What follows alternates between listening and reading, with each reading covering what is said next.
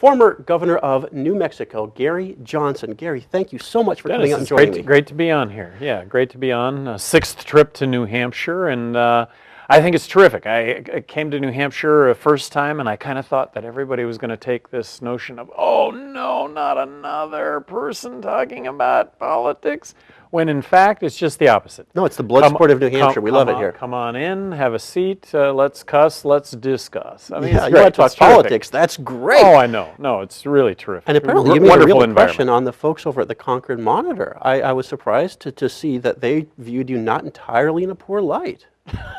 Well, I guess you'd have to read the article and make judgment. But no, I thought the meeting went terrific. And all the meetings have gone terrific. Again, it's this whole notion of discussion, debate. You know, it's kind of what I live for in the political area. Well, since you are a politician in one way or another, I'm sure there's things that I'm going to find that we can disagree on. I want to start with some things that I know we're probably fairly eye to eye on.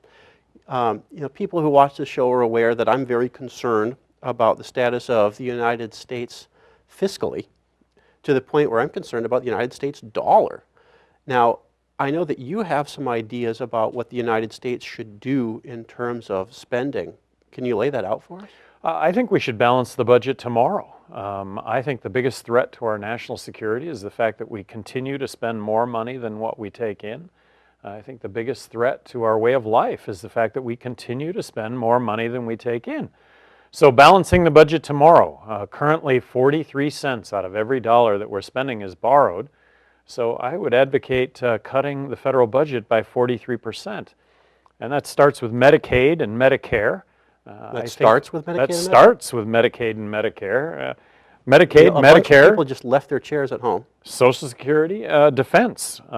But when it comes to Medicaid and Medicare, I think that the federal government could capitate, block grant the states money, do away with mandates, and return health care to the states to deliver health care to the poor and to those over 65.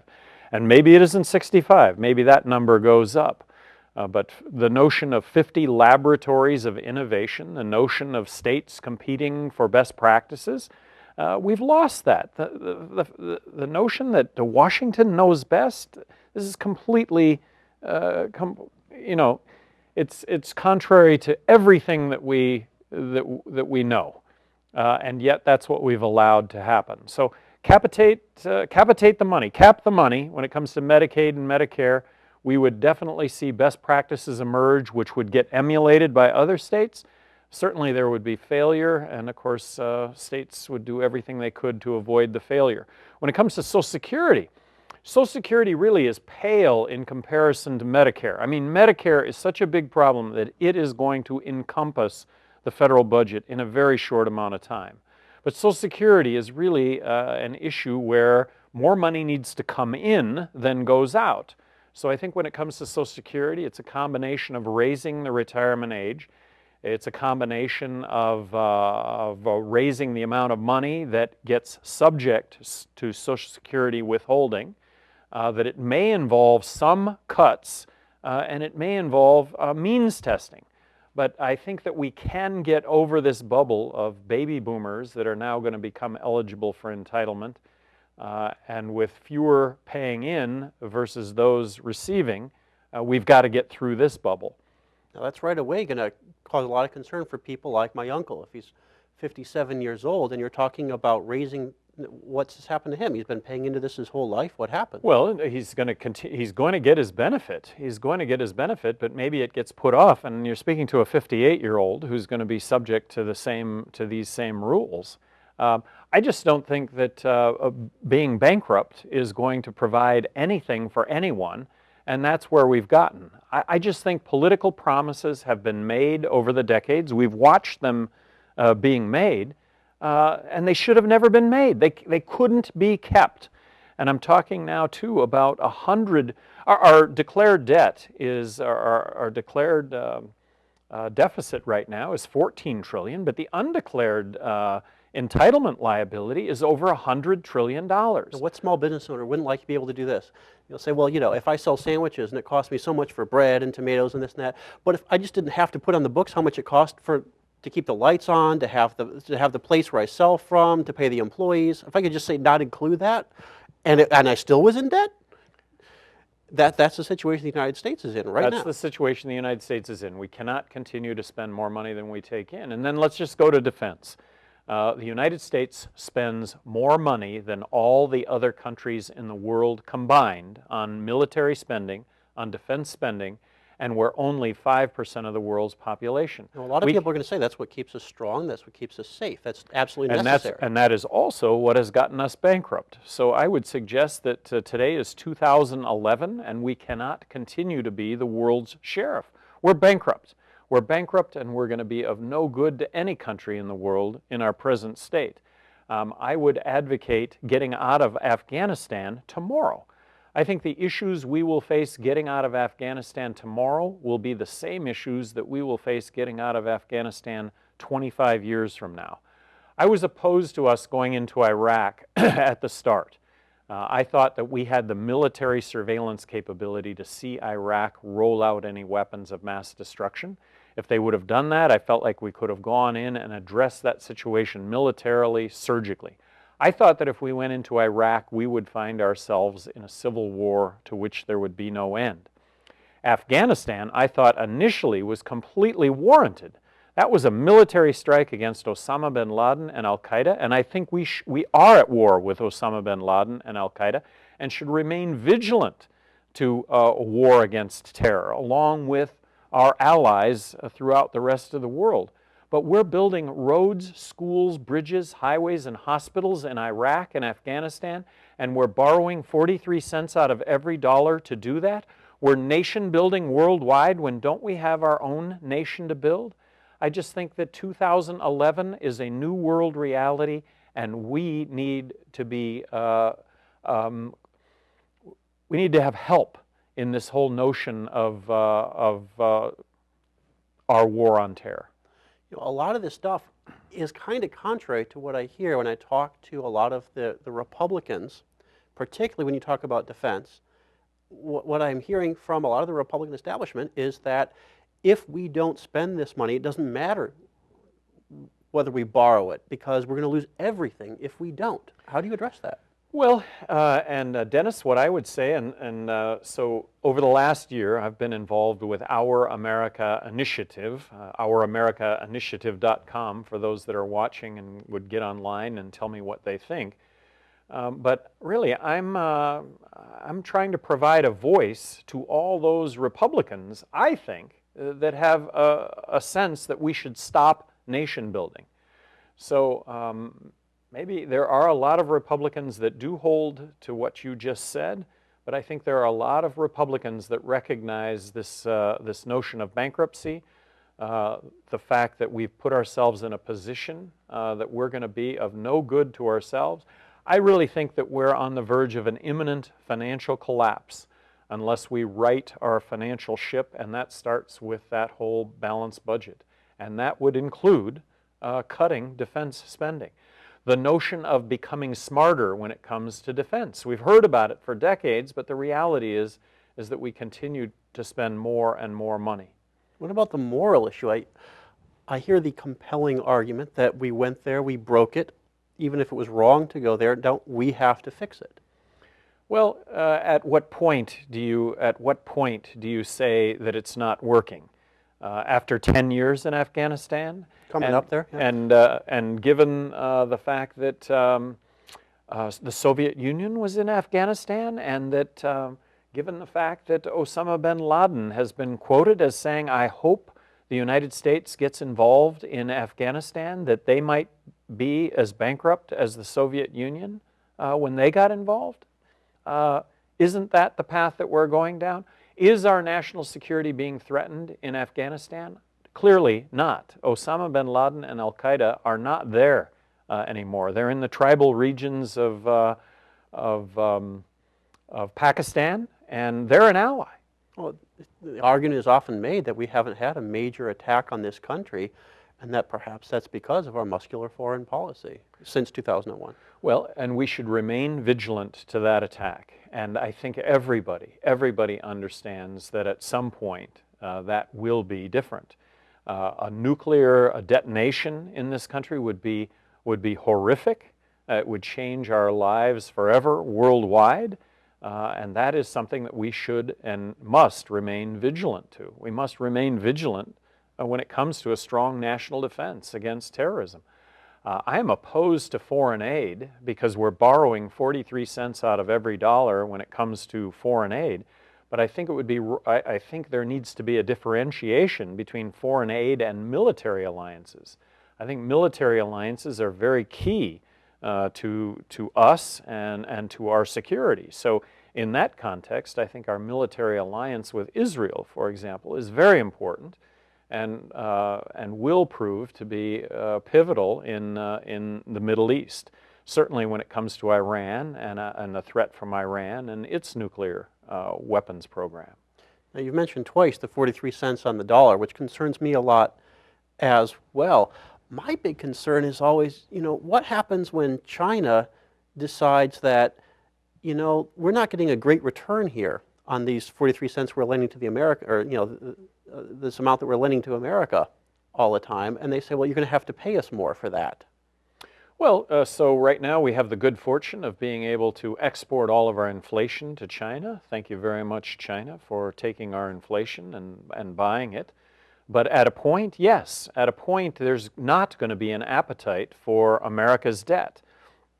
And that is what's going to precipitate a financial crisis. And when that happens, when there's no more appetite for that debt, of course, the yield on bonds are going to go up. The yields on treasuries are going to go up. And let's hope that without going up too far, there becomes an appetite for that debt. But it might, in fact, just go up significantly if the, and I say this with a big if because it hasn't happened, but if interest rates return to historical norms, the interest rate on our debt becomes almost as big as defense spending right now. We talked a little bit earlier about politics being the blood sport in New Hampshire. We're talking about cutting stuff.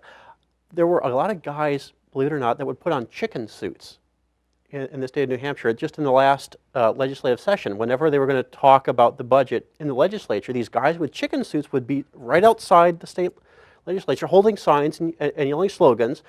They're too chicken, the Republicans are too chicken to name their cuts. And it was pretty catchy, actually. And in this state, we're looking at a crisis where we have to cut out of the next budget between $500 million and $800 million, which may not sound like a lot from a big state like New Mexico, but for us is actually some fairly decent pocket money. Where do you think the states and their budgets play into this discussion we're having about cutting? Well, a huge issue that's going to play itself out here over the next several years is going to be states actually becoming insolvent, actually going bankrupt. I think that the federal Congress could pass legislation giving language to how states might get treated in a bankruptcy kind of situation, because these are issues that the states need to face. I mean, Illinois, California, really those might be the first of states that are going to enter into literally bankruptcy, the inability to pay bills that are due. I almost wish Georgia would have a severe budget crisis, because then we could have a nice acronym, the SIGs, California, Illinois, Georgia. But we certainly have some states that are on the brink and are probably, have already, been paying with IOUs and so forth. What should the federal government do to help those states? The federal government should not bail out the states. That would send a message that fiscal responsibility by those states that have been fiscally responsible perhaps wasn't needed at all, and that would just send the wrong message completely. I think the message that needs to be sent is that states should and can enter into a bankruptcy proceeding and actually emerge restructured, that they, in fact, when it comes to their entitlements, because usually we're talking about entitlements here, but when it comes to entitlements, that those entitlements might get restructured in a court, perhaps, setting where they would be actuarially sound emerging from bankruptcy, similar to a company entering bankruptcy. Tough love for the states from the federal government. Well, tough love, and then tough love when it comes to ourselves and the federal government. We can't continue to print money for money that we don't have. The results of this are going to be inflation. And you point out, Dennis, at some point there's not going to be appetite for America's debt. And I don't, that's going to be very unpredictable and may occur tomorrow in the bond markets, in markets for treasuries. Now, down in New Mexico, if we can shift from the fiscal stuff, which I can talk about forever, and I get the impression that you probably could too. But down in Mexico, you've had some of the social issues that are concerning people all over the United States. And some of them are ones that I like to talk about. In New Mexico, there were some really bold and innovative things that were done around cannabis, or at least were talked about. And now a number of states have gone ahead and legalized medicinal cannabis, medicinal marijuana. What is your take on how the federal government should play into this policy discussion?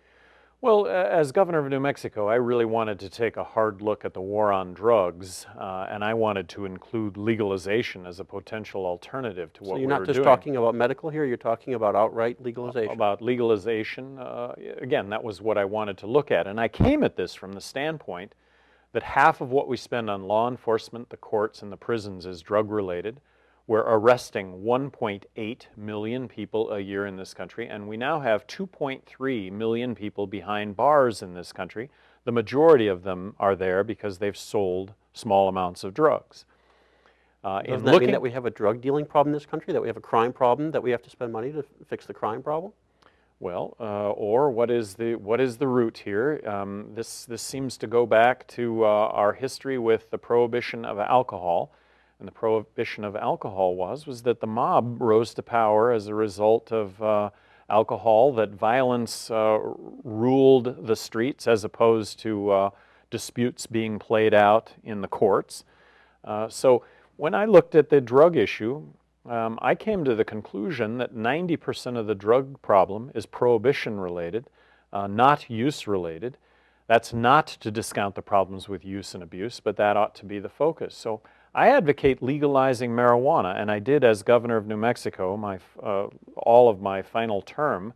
And when I say legalize marijuana, control it, regulate it, tax it, I think you can make a case that there'll be less use of marijuana under a legalized environment where kids have to produce. By the way, it'll never be legal to smoke pot, become impaired, get behind the wheel of a car, or do harm to others.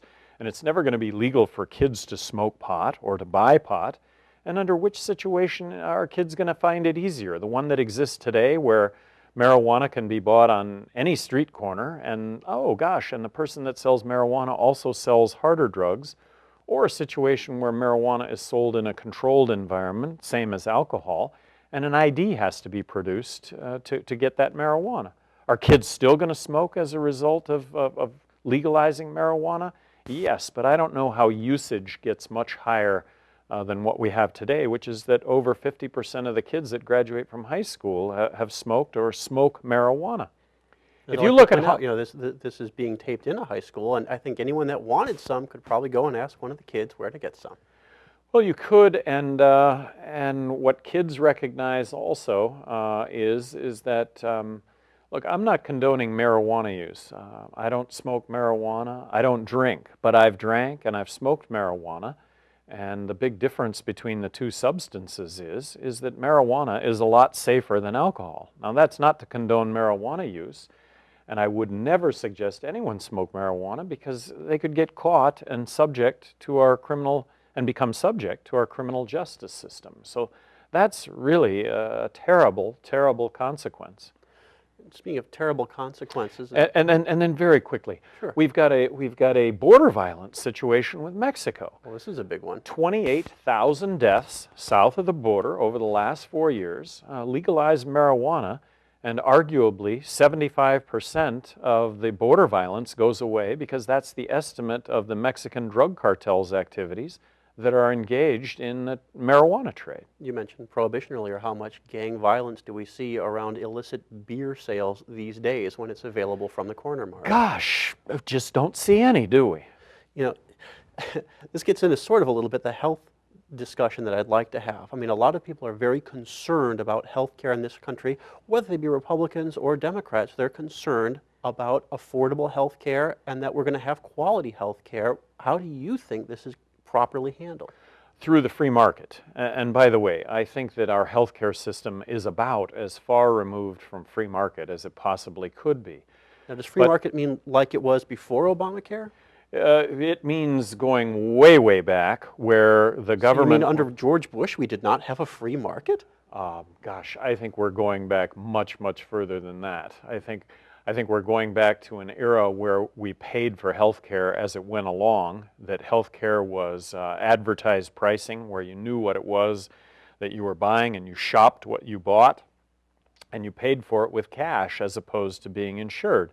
In a free market system, I would absolutely shop everything it was that I bought from a healthcare standpoint.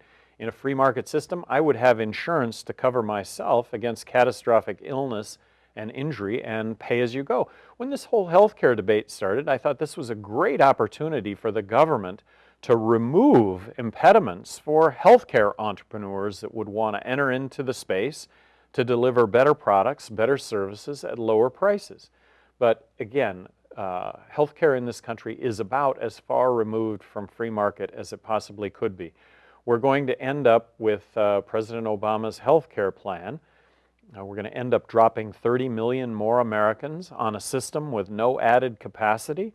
In my estimation, it's going to result in rationed care and higher prices. And by the way, I support the repeal of President Obama's healthcare plan, but I also think that Republicans right now ought to offer up a repeal of the prescription health care benefit that they passed when they controlled both houses of Congress and the presidency, and ran up record deficits when they did that. I think that that becomes a lot more credible when Republicans offer up and say they made a mistake too in spending more money than they should have. You know, we have a big battle, speaking of healthcare entrepreneurs in this state coming up that a lot of people are not yet aware of.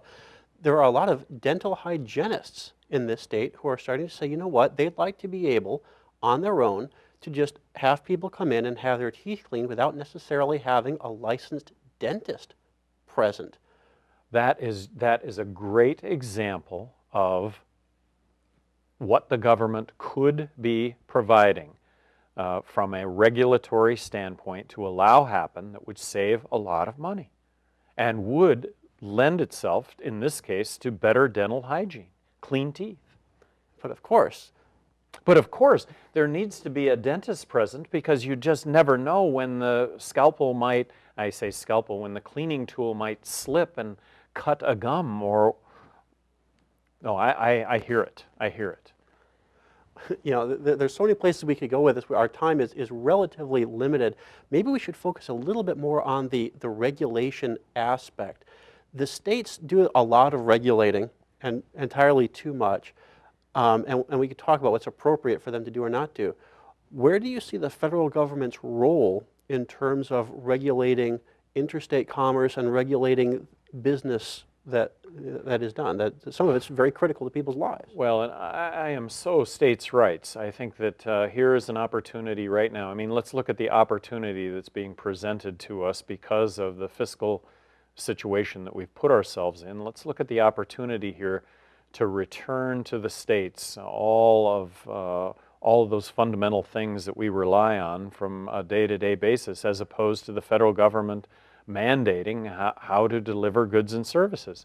I think that that abolishment of the Federal Department of Education would do more toward improving education in this country than any other single thing that the federal government could do. And very quickly, the federal government gives each state about 11 cents out of the money that each state spends. But it comes with 16 cents worth of strings attached.